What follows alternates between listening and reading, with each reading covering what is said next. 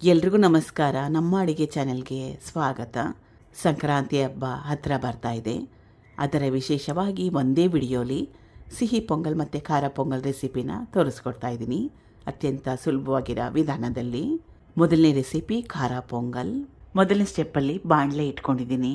ಈ ರೆಸಿಪಿನ ನೀವು ಡೈರೆಕ್ಟಾಗಿ ಕುಕ್ಕರಲ್ಲಿ ಕೂಡ ಮಾಡ್ಕೋಬೋದು. ಕುಕ್ಕರಲ್ಲಿ ಮಾಡ್ಕೊಂಡ್ರೆ ತುಂಬಾ ಸುಲಭ ಆಗುತ್ತೆ, ಕೆಲಸ ಕೂಡ ಕಡಿಮೆ ಆಗುತ್ತೆ. ನಾನು ಬಾಣಲೆಯಲ್ಲೇ ಮಾಡ್ಕೋತಾ ಇದ್ದೀನಿ.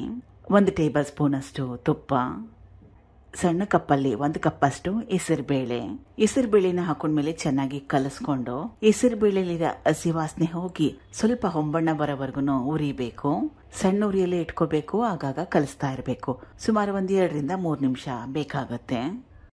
ಸುಮಾರು 1-2 ರಿಂದ 3 ನಿಮಿಷ ಆದ್ಮೇಲೆ ಹೆಸರುಬೇಳೆನ ಹುರಿದಿದ್ದಾಗಿದೆ. ಇದರಲ್ಲಿರೋ ಹಸಿ ವಾಸನೆ ಹೋಗಿದೆ, ಸ್ವಲ್ಪ ಬಣ್ಣ ಕೂಡ ಚೇಂಜ್ ಆಗಿದೆ. ಇದು ಅಕ್ಕಿ. ಸಣ್ಣ ಕಪ್ಪಲ್ಲಿ 1 ಕಪ್ ಅಷ್ಟು. ಯಾವ ಕಪ್ಪಲ್ಲಿ ಹೆಸರುಬೇಳೆನ ಅಳತೆ ಮಾಡ್ಕೊಂಡಲ್ಲ, ಸೇಮ್ ಕಪ್ನ ಉಪಯೋಗ ಮಾಡಿದ್ದೀನಿ. ಅಕ್ಕಿ ಹಾಕಿದ್ಮೇಲೆ ಚೆನ್ನಾಗಿ ಕಲಿಸ್ಕೊಂಡು ಇದನ್ನು ಕೂಡ ಸುಮಾರು 1-2 ನಿಮಿಷ ಚೆನ್ನಾಗಿ ಬೆಚ್ಚಗೆ ಮಾಡ್ಕೋಬೇಕು, ಬಿಸಿ ಮಾಡ್ಕೋಬೇಕು.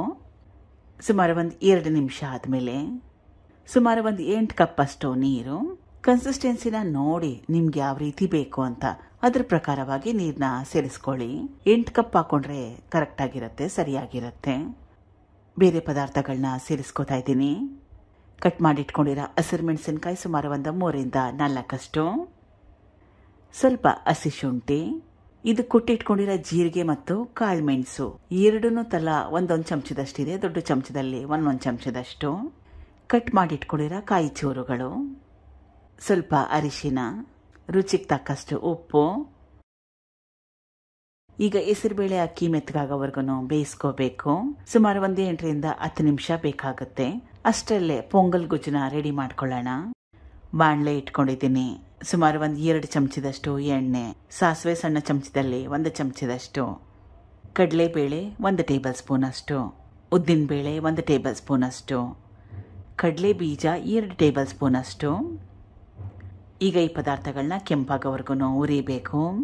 ತೀರಾ ಕಪ್ಪಾಗಿ ಮಾಡ್ಕೊಳಕ್ ಹೋಗ್ಬೇಡಿ, ಚೆನ್ನಾಗಿರಲ್ಲ. ಕ್ರಿಸ್ಪಿಯಾಗಿ ಸ್ವಲ್ಪ ಬಣ್ಣ ಚೇಂಜ್ ಆಗೋವರೆಗೂ ಹುರ್ಕೊಂಡ್ರೆ ಸಾಕಾಗತ್ತೆ.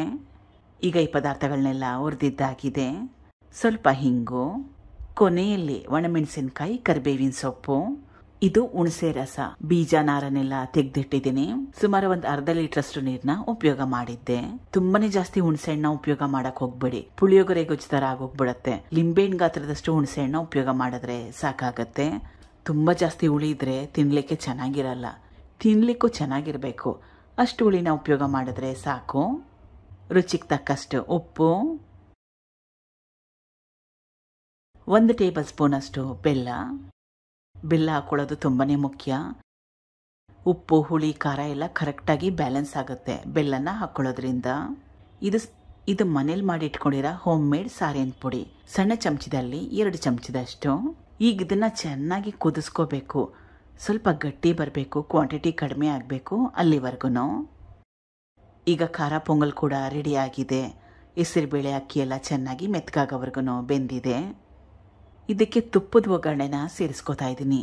ಒಗ್ಗರಣೆಗೆ 2 ಟೇಬಲ್ ಸ್ಪೂನ್ ಅಷ್ಟು ತುಪ್ಪ, ಸಾಸಿವೆ, ಹಿಂಗು, ಗೋಡಂಬಿ, ಒಣಮೆಣಸಿನ್ಕಾಯಿ, ಕರಿಬೇವಿನ ಸೊಪ್ಪನ್ನ ಉಪಯೋಗ ಮಾಡಿದ್ದೆ. ರುಚಿಕರವಾಗಿರೋ ಖಾರ ಪೊಂಗಲ್ ರೆಡಿಯಾಗಿದೆ. ಪೊಂಗಲ್ ಗೊಜ್ಜು ಕೂಡ ರೆಡಿಯಾಗಿದೆ. ಗಟ್ಟಿ ಬಂದಿದೆ, ಕ್ವಾಂಟಿಟಿ ಕೂಡ ಕಡಿಮೆ ಆಗಿದೆ. ಇದನ್ನ ಖಾರ ಪೊಂಗಲ್ ಇಲ್ಲ ಅಂದ್ರೂ ವೈಟ್ ರೈಸ್ ಜೊತೆ, ಬಿಳಿ ಅನ್ನ ಪ್ಲೇನ್ ರೈಸ್ ಜೊತೆ ಕೂಡ ಟ್ರೈ ಮಾಡಿ ನೋಡಿ, ತುಂಬಾ ಚೆನ್ನಾಗಿರುತ್ತೆ. ಬಿಸಿ ಅನ್ನ, ಸ್ವಲ್ಪ ತುಪ್ಪ, ಈ ಗೊಜ್ಜು ಒಳ್ಳೆ ಕಾಂಬಿನೇಷನ್. ಮುಂದಿನ ರೆಸಿಪಿ ಅಥವಾ ನೆಕ್ಸ್ಟ್ ರೆಸಿಪಿ ಸಿಹಿ ಪೊಂಗಲ್. ಮೊದಲನೇ ಸ್ಟೆಪ್ಪಲ್ಲಿ ಬಾಣಲೆ ಇಟ್ಕೊಂಡಿದ್ದೀನಿ. ದೊಡ್ಡ ಚಮಚದಲ್ಲಿ 1 ಚಮಚದಷ್ಟು ತುಪ್ಪ, ಸಣ್ಣ ಕಪ್ಪಲ್ಲಿ 1 ಕಪ್ ಅಷ್ಟು ಹೆಸರುಬೇಳೆ. ಹೋಟೆಲಲ್ಲಿ ಫಿಲ್ಟರ್ ಕಾಫಿ ಕೊಡೋಕ್ಕೆಲ್ಲ ಕಪ್ ಯೂಸ್ ಮಾಡ್ತಾರಲ್ಲ, ಅದೇ ಸೈಜ್ ಇದೆ ಈ ಕಪ್ಪು. ಹೇಳಿರೋ ಅಳತೆಯಲ್ಲಿ ಮಾಡ್ಕೊಂಡ್ರೆ ಸುಮಾರು 4 ಜನಕ್ಕೆ ಹೊಂದೊತ್ತಿಗೆ ಈ ಸಿಹಿ ಪೊಂಗಲ್ಲು ಸಾಕಾಗುತ್ತೆ. ಈಗ ಗ್ಯಾಸ್ ಸ್ಟವ್ನ ಸಣ್ಣ ಉರಿಯಲ್ಲಿ ಇಟ್ಕೊಂಡು ಹೆಸರುಬೇಳೆಲಿರೋ ಹಸಿ ವಾಸನೆ ಹೋಗ್ಬೇಕು, ಸ್ವಲ್ಪ ಹೊಂಬಣ್ಣ ಬರಬೇಕು, ಅಲ್ಲಿವರೆಗೂ ಚೆನ್ನಾಗಿ ಉರಿಬೇಕು. ಕಂಟಿನ್ಯೂಸ್ ಆಗಿ ಕಲಿಸ್ತಾನೆ ಇರಬೇಕು. ಸುಮಾರು 4 ರಿಂದ 5 ನಿಮಿಷ ಬೇಕಾಗುತ್ತೆ ಸಣ್ಣ ಉರಿಯಲ್ಲಿ. ಸುಮಾರು 5 ನಿಮಿಷ ಸಣ್ಣ ಉರಿಯಲ್ಲಿ ಹೆಸರುಬೇಳೆನ ಹುರ್ಕೊಂಡಿದ್ದಾದ್ಮೇಲೆ ಇದರಲ್ಲಿರೋ ಹಸಿ ವಾಸನೆ ಹೋಗಿದೆ, ಸ್ವಲ್ಪ ಬಣ್ಣ ಚೇಂಜ್ ಆಗಿದೆ. ಅದೇ ಕಪ್ಪಲ್ಲಿ 1 ಕಪ್ಪಷ್ಟು ಅಕ್ಕಿ, ಅಂದರೆ ಹೆಸರುಬೇಳೆನ ಅಳತೆ ಮಾಡ್ಕೊಂಡಿದ್ನಲ್ಲ ಅದೇ ಕಪ್ಪಲ್ಲಿ ನಾನು ಸ್ವಲ್ಪ ದಪ್ಪ ಅಕ್ಕಿನ ಉಪಯೋಗ ಮಾಡ್ತಾ ಇದ್ದೀನಿ. ಅಂದರೆ ದೋಸೆ ಅಕ್ಕಿನ ಉಪಯೋಗ ಮಾಡ್ತಾ ಇದ್ದೀನಿ. ಬಾಸ್ಮತಿ ಅಕ್ಕಿನ ಕೂಡ ಉಪಯೋಗ ಮಾಡ್ಬೋದು. ಮನೇಲಿ ಕೆಂಪಕ್ಕಿ, ಹೊಸ ಅಕ್ಕಿ ಇದ್ರೆ ಅದನ್ನು ಕೂಡ ಉಪಯೋಗ ಮಾಡ್ಬೋದು.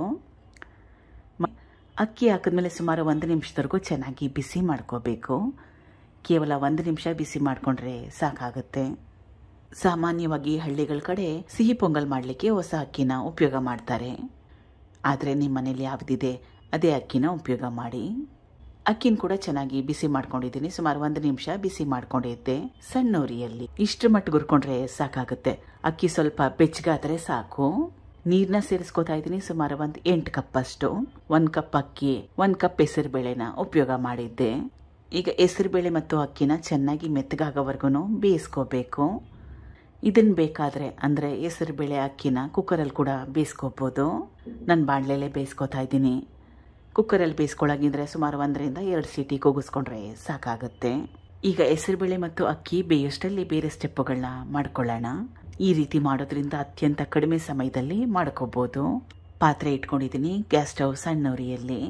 ಸುಮಾರು 3 ಕಪ್ಪಷ್ಟು ಬೆಲ್ಲ. ಇದು ಆರ್ಗ್ಯಾನಿಕ್ ಬೆಲ್ಲ ಇದೆ, ಅದಕ್ಕೋಸ್ಕರ ಇದರ ಬಣ್ಣ ಸ್ವಲ್ಪ ಡಾರ್ಕ್ ಆಗಿದೆ. ಸಿಹಿನ ನಿಮ್ಗೆ ಯಾವ ರೀತಿ ಇಷ್ಟ ಆ ರೀತಿಯಾಗಿ ಉಪಯೋಗ ಮಾಡ್ಬೋದು. ಇದಕ್ಕೆ ಸುಮಾರು 1 ಕಪ್ಪಷ್ಟು ನೀರನ್ನ ಸೇರಿಸ್ಕೋತಾ ಇದ್ದೀನಿ. ಬೆಲ್ಲನ ಚೆನ್ನಾಗಿ ಕರಗಿಸ್ಕೋಬೇಕು. ಪಾಕ ತೆಗೆಯೋ ಅವಶ್ಯಕತೆ ಇಲ್ಲ. ಬೆಲ್ಲ ಚೆನ್ನಾಗಿ ಕರಗಿದೆ. ಮೊದಲೇ ಹೇಳ್ದಂಗೆ ಪಾಕ ತೆಗೆಯೋ ಅವಶ್ಯಕತೆ ಇಲ್ಲ. ಬಾಣಲೆ ಇಟ್ಕೊಂಡಿದ್ದೀನಿ. ಇನ್ನೊಂದು ಸ್ಟೆಪ್ ಇದೆ, ಅದಕ್ಕೋಸ್ಕರ 2 ಟೇಬಲ್ ಸ್ಪೂನ್ ಅಷ್ಟು ತುಪ್ಪ. ಇದು ಕಟ್ ಮಾಡಿ ಇಟ್ಕೊಂಡಿರೋ 2 ಚುಕ್ಕಿ ಬಾಳೆಹಣ್ಣು, 2 ದೊಡ್ಡ ಬಾಳೆಹಣ್ಣು. ಇದೇ ಟ್ವಿಸ್ಟು ಈ ಸಿಹಿ ಪೊಂಗಲಲ್ಲಿ. ಬಾಳೆಹಣ್ಣು ಸೇರಿಸಿ ಮಾಡ್ತಾ ಇದ್ದೀನಿ. ತುಪ್ಪದಲ್ಲೇ ಇದನ್ನು ಸುಮಾರು 5 ನಿಮಿಷ ಬೇಯಿಸ್ಕೋಬೇಕು. ನೆನ್ಪಿಟ್ಕೊಳ್ಳಿ, ಗ್ಯಾಸ್ ಸ್ಟವ್ನ ಸಣ್ಣ ಉರಿಯಲ್ಲಿ ಇಟ್ಕೋಬೇಕು. ಸೌಟಲ್ಲಿ ಈ ರೀತಿಯಾಗಿ ಸ್ವಲ್ಪ ಮ್ಯಾಶ್ ಮಾಡ್ಕೋಬೇಕು, ನುಣ್ಣಗೆ ಮಾಡ್ಕೋಬೇಕು. ಸುಮಾರು 5 ನಿಮಿಷ ಆದಮೇಲೆ ಇಷ್ಟರ ಮಟ್ಟಿಗೆ ಬಾಳೆಹಣ್ಣು ತುಪ್ಪದಲ್ಲಿ ಬೇಯಿಸ್ಕೊಂಡ್ರೆ ಸಾಕಾಗತ್ತೆ. ಈಗ ಹೆಸರುಬೇಳೆ ಅಕ್ಕಿ ಕೂಡ ಚೆನ್ನಾಗಿ ಬೆಂದಿದೆ, ಮೆತ್ತಗಾಗಿದೆ. ಇದು ಒಣ ದ್ರಾಕ್ಷಿ ಗೋಡಂಬಿ. ಇದನ್ನು ನಾನು ತುಪ್ಪದಲ್ಲಿ ಉರಿತಾ ಇಲ್ಲ, ಹಾಗೆ ಹಾಕೋತಾ ಇದ್ದೀನಿ. ಇದು ಬೆಲ್ಲ ಕರಗಿಸ್ಕೊಂಡಿದ್ನಲ್ಲ ಅದು. ಬೆಲ್ಲದ ನೀರನ್ನ ಹಾಕೊಳ್ಳೋಕೆ ಮುಂಚೆ ಒಂದ್ಸಲ ಕರೆಕ್ಟಾಗಿ ಕನ್ಫರ್ಮ್ ಮಾಡ್ಕೊಳ್ಳಿ, ಹೆಸರುಬೇಳೆ ಅಕ್ಕಿ ಬೆಂದಿದ್ಯಾ ಅಂತ. ಬೆಲ್ಲ ಹಾಕಿದ್ಮೇಲೆ ಬೇರೆ ಪದಾರ್ಥಗಳು ಚೆನ್ನಾಗಿ ಬೇಯೋದಿಲ್ಲ, ಅದಕ್ಕೋಸ್ಕರ. ಇದು ತುಪ್ಪದಲ್ಲಿ ಹುರಿದಿಟ್ಕೊಂಡಿರೋ ಬಾಳೆಹಣ್ಣು, ಏಲಕ್ಕಿ ಸುಮಾರು 2 ರಿಂದ 3 ಸಿಪ್ಪೆ ಸಹಿತವಾಗಿ. ಏಲಕ್ಕಿ ಪುಡಿ ಇದ್ರೆ ಅದನ್ನು ಕೂಡ ಉಪಯೋಗ ಮಾಡ್ಬೋದು. ಚೆನ್ನಾಗಿ ಕಲಿಸ್ಕೋಬೇಕು. ನಿಮಗೆ ಯಾವ ರೀತಿ ಕನ್ಸಿಸ್ಟೆನ್ಸಿ ನೋಡಿ ಆ ರೀತಿಯಾಗಿ ಮಾಡ್ಕೊಳ್ಳಿ. ಗಟ್ಟಿಯಾಗಬೇಕಾ, ತೆಳುವಾಗಬೇಕಾ, ಯಾವ ರೀತಿ ಬೇಕು ಆ ರೀತಿ. ಈ ಪದಾರ್ಥಗಳೆಲ್ಲ ಹಾಕಿದ್ಮೇಲೆ ಸುಮಾರು 5 ನಿಮಿಷ ಬೇಯಿಸ್ಕೋಬೇಕು. ಎಲ್ಲ ಪದಾರ್ಥಗಳು ಕರೆಕ್ಟಾಗಿ ಹೊಂದ್ಕೋಬೇಕು, ಅದಕ್ಕೋಸ್ಕರ. ಸುಮಾರು 5 ನಿಮಿಷ ಆದಮೇಲೆ ರುಚಿಕರವಾಗಿರೋ ಸಿಹಿ ಪೊಂಗಲ್ ಸಂಕ್ರಾಂತಿ ಹಬ್ಬಕ್ಕೋಸ್ಕರ ರೆಡಿಯಾಗಿದೆ. ಈ ರೀತಿಯಾಗಿ ಒಮ್ಮೆ ಪ್ರಯತ್ನ ಮಾಡಿ ನೋಡಿ, ಖಂಡಿತವಾಗ್ಲೂ ನಿಮ್ಗೆ ಇಷ್ಟ ಆಗುತ್ತೆ. Thank you for watching. ಧನ್ಯವಾದಗಳು.